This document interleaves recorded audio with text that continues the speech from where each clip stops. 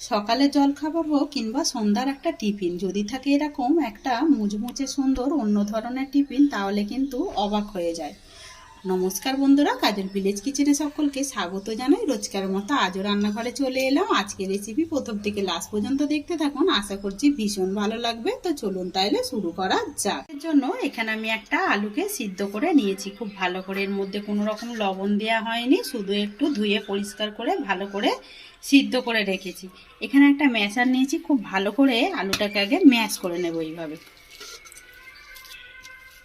খুব ভালো করে আমি ম্যাশ করে নিলাম। একদম খুব মিহিও করতে হবে না, যদি দানা দানা থাকে তাতে করে কিছুই হবে না। এবারে এইটাকে আমি ততক্ষণে সাইডে রেখে দেব। অপরদিকে একটা তাওয়া গরম হতে বসিয়েছি, ওর মধ্যে দিয়ে দেব হাফ চামচের মতো সাদা তেল। খুব বেশি এখানে তেল দেওয়ার দরকার নেই, তোমরা চাইলে এখানে বাটারও ব্যবহার করতে পারো।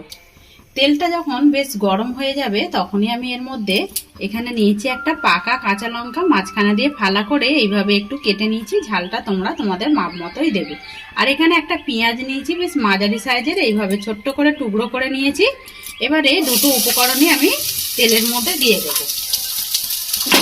দিয়ে হালকা একটু নাড়াচাড়া করে নেব, যাতে করে লঙ্কা আর পেঁয়াজটা একটু নরম হয়ে যায়। এখানে লঙ্কা আর পেঁয়াজটা বেশ নরম হয়ে গেছে, এর থেকে আর নরম করবো না। এবারে গ্যাস অফ করে দেব। আর এই ভেজে নেওয়া পেঁয়াজ আর লঙ্কাটাকে আলুর মধ্যে দিয়ে দেব সামান্য একটু গোলমরিচ গুঁড়ো। আর এর মধ্যে দেব স্বাদ মতো লবণ বা মাপ মতো লবণ। লবণটা ঝালটা আপনারা আপনাদের মাপ মতোই ব্যবহার করবেন। দিয়ে দিলাম দুটো উপকরণ, আর কিছু এর মধ্যে দেওয়ার দরকার নেই। এবারে সমস্ত উপকরণগুলোকে একটু হাত দিয়ে মিশিয়ে নেব বা মাখিয়ে নেব। সমস্ত উপকরণগুলো খুব ভালো করে মিশিয়ে নিলাম। এখানে আমি আরো একটা বাটি নিয়ে নিলাম। এখানে নিয়েছি একটা ডিম, ডিমটাকে ভেঙে বাটির মধ্যে আমি দিয়ে দেব। ডিমটাকে খুব ভালো করে একটু ফেটে নেব। আজকে টিফিনের রেসিপি আপনারা কে কোথা থেকে দেখছেন অতি অবশ্যই কমেন্ট করে জানাবেন। যদি ভিডিওটি ভালো লেগে থাকে একটা লাইক করে দিয়ে সাবস্ক্রাইবার করে নিয়ে পাশে থাকার অনুরোধ রইল। খুব ভালো করে ডিমটাকে এইভাবে একটু ফেটে নিলাম। এখানে দিয়ে দেবো এবারে আমি এক বাটি নিয়েছি ময়দা। তোমরা চাইলে এখানে আটা ময়দাও নিতে পারো, অথবা যে কোনো এক রকমেরও নিতে পারো, আর পাইল করেও নিতে পারো। দিয়ে দিলাম এক বাটি আমি ডিমের মধ্যে ময়দা। আর দেবো এখানে এক চামচের মতো সাদা তেল। দিয়ে দিলাম এক চামচের মতো সাদা তেল, স্বাদ মতো লবণ বা মাপ মতো লবণ। সমস্ত উপকরণগুলোকে একটু মিশিয়ে নেব ডিমের সঙ্গে। সমস্ত উপকরণগুলোকে ডিমের সঙ্গে একটু মিশিয়ে নিলাম ময়দার সঙ্গে। আর আমি যে আলুর পুরটা রেডি করেছিলাম, চাইলে তোমরা ওখানে জিরে গুঁড়ো অথবা চাট মশলা, ম্যাগি মশলা ব্যবহার করতেই পারো। এবারে অল্প অল্প করে একটু জল দেব। আর এখানে চাইলে পরে তোমরা কিন্তু একটা দুধ দিয়েও থকথকে ব্যাটার রেডি করে নিতে পারো। আমার হাতের সামনে এখন দুধটা নেই, তাই আমি দিলাম না। এবারে অল্প অল্প জল দেব আর সুন্দর একটা ব্যাটার রেডি করে নেব। খুব ভালোভাবে আমি ময়দাটাকে ডিমের সঙ্গে মিশিয়ে নিলাম। ঘনত্বটা ঠিক এরকমই থাকবে, যখন বুদবুদ করে পড়বে সেটা কিন্তু অতি সহজেই দেখবে একদম মিশে যাবে। এইভাবেই একটা গোলা গুলে নিতে হবে। অপর দিকে আমি আবারও কড়াটা গরম হতে বসিয়ে দিয়েছি। কড়াটা কিন্তু বেশ গরম হয়ে গেছে, এর মধ্যে হালকা করে একটু তেল ব্রাশ করে দেব। আমি আগেই বলেছি তোমরা চাইলে এখানে বাটারও দিতে পারো। হালকা একটু তেল দিয়ে দিলাম। এবারে যে গোলাটা গুলেছিলাম এটা ঠিক মাঝ বরাবর এইভাবে দিয়ে দেব। যেরকম ঠিক আমরা গোলা রুটি বা ধোসা করি সেরকম ভাবেই এরকম চারিদিকে একটু সেট করে সুন্দর করে একটু গোলাকার নিয়ে নেবে। এইভাবে চারিদিকে একটু গোলাকার গোলা রুটির মতো করে দিলাম। যখনই দেখবে এরকম ভাবে শুকিয়ে আসবে তখনই হালকা করে একটু তেল ব্রাশ করে দেব।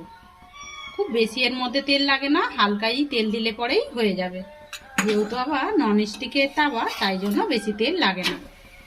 যখনই এরকম এক পিঠ হয়ে যাবে দেখুন কত সহজেই গোলা রুটিটা উঠে গেল। রুটিটাকে বেশ সুন্দর করে আমি দু পিঠ ভালো করে ভেজে নিলাম। এইভাবেই ভেজে নিতে হবে। এবারে রুটিটাকে আমি তুলে নেব একটা প্লেটের মধ্যে। কতটা সুন্দর দেখতে হয়েছে দেখুন, খেতে ভীষণ ভালো লাগবে। একইভাবে সমস্তগুলোই আমি ভেজে নেব। আগে ভেজে ফিরে আসছি। সমস্ত রুটিগুলোকেই গড়ে নিলাম।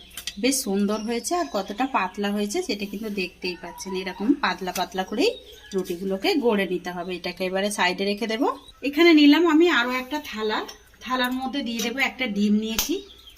মানে এই রান্নাটা আমার 2টো ডিম লাগছে। ডিমটা ভেঙে আমি থালার মধ্যে দিয়ে দিলাম। এবারে ডিমের মধ্যে দেব স্বাদ মতো লবণ বা মাপ মতো লবণ, আর দেবো এর মধ্যে যেটা একটা ডিম দিয়েছি যেহেতু আমি ওর থেকে অর্ধেকের মতো জল দেব। দিয়ে দিলাম জল আর ডিমটাকে খুব ভালো করে আমি এখানে ফেটে নেব লবণটার সঙ্গে।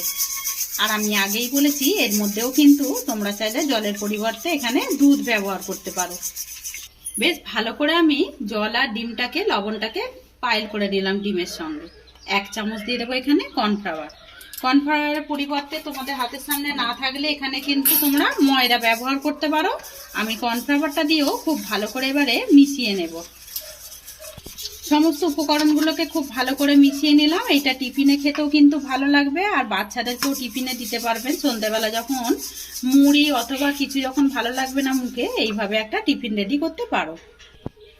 গোলাটাকে সাইডে রেখে দিলাম ডিমের। এবারে নিয়ে নিয়েছি আমি গোলা রুটিগুলো যে গড়েছিলাম ওইটা নিয়ে নিয়েছি। এবারে এই পিঠটা আমি উল্টে নিলাম। এখানে একটা রুটির মধ্যে এইভাবে ঠিক আমি লম্বা আকারে করে আলুর পুরটাকে এইভাবে দিয়ে দেব।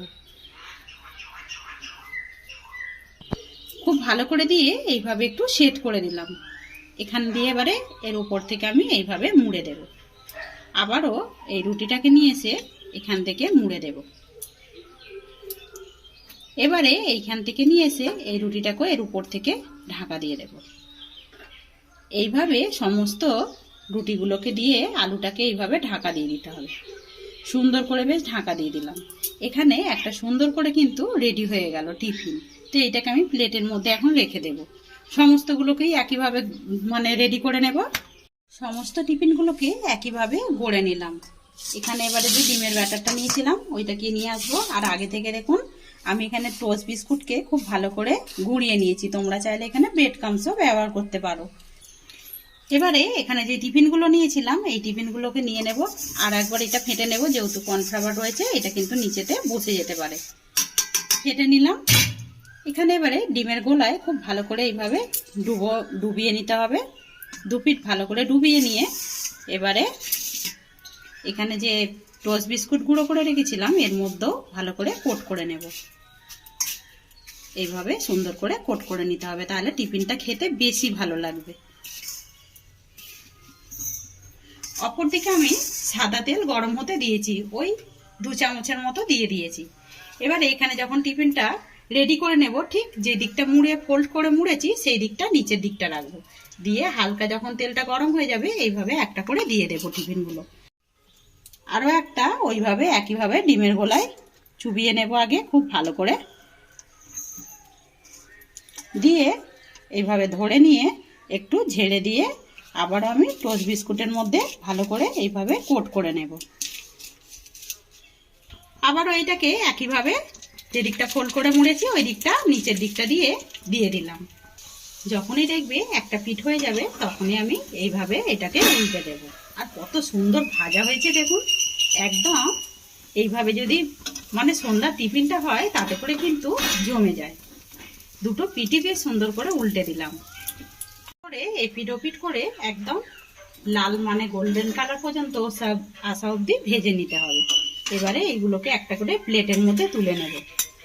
আজকে টিফিনের রেসিপি কিরকম লাগলো অতি অবশ্যই কমেন্ট করে জানাবে। বেশ সুন্দর করে সমস্তগুলোই ভাজা হয়ে গেছে। ভেজে নিয়ে ফিরে এলাম।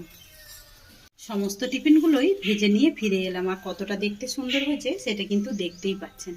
আজকের রেসিপি আপনাদের কিরকম লাগলো অতি অবশ্যই কমেন্ট করে জানাবেন। যদি রেসিপিটি ভালো লেগে থাকে একটা লাইক করে দিয়ে এইভাবে আমার পাশে থাকবেন, আমাকে সাপোর্ট করবেন।